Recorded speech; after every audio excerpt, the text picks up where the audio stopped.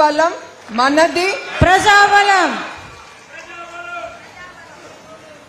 అందుకే చెప్తున్నాను, 2024లో వచ్చే కురుక్షేత్ర సంగ్రామంలో ఈ యుద్ధంలో టీడీపీ జనసేన ఇద్దరు కలిసి అఖండ విజయం సాధిస్తుంది.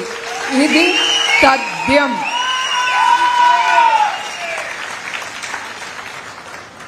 నిజం గెలవాలి, నిజమే గెలవాలి, సత్యమేవ జయతే. జై హింద్.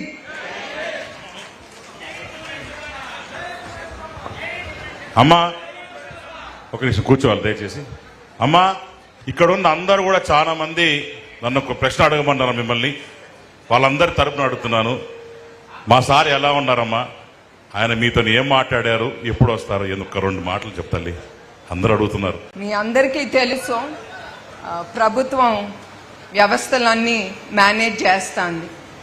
కానీ ఆయన నిర్బంధించిన ఆయన చాలా స్ట్రాంగ్ పర్సన్. మీ అందరికీ తెలుసు, 45 ఏళ్ల రాజకీయ జీవితంలో ఆయన చాలా ఎదుర్కొన్నారు. ఇది కూడా అట్లానే తీసుకుంటున్నారు. ఆయన చాలా ధైర్యంగా ఉన్నారు.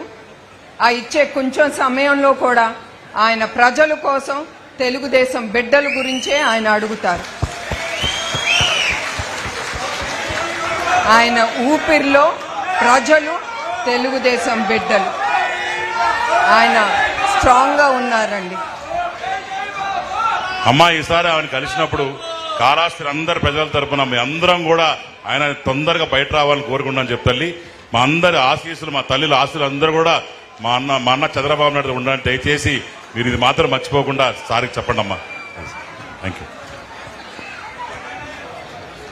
ఈ కార్యక్రమాన్ని ఇంత దిగ్విజయంగా పూర్తి చేసినందుకు కాళహస్తి ప్రజలందరికీ, ముఖ్యంగా మహిళలందరికీ పేరు పేరున ధన్యవాదాలు, నమస్కారాలు తెలియజేసుకుంటూ సోదరుడు సుధీర్ రెడ్డి గారికి మరొక్కసారి తెలుగుదేశం పార్టీ తరఫున నిజం గెలవాలి పోరాట స్ఫూర్తితో ధన్యవాదాలు, నమస్కారాలు తెలియజేసుకుంటున్నాం.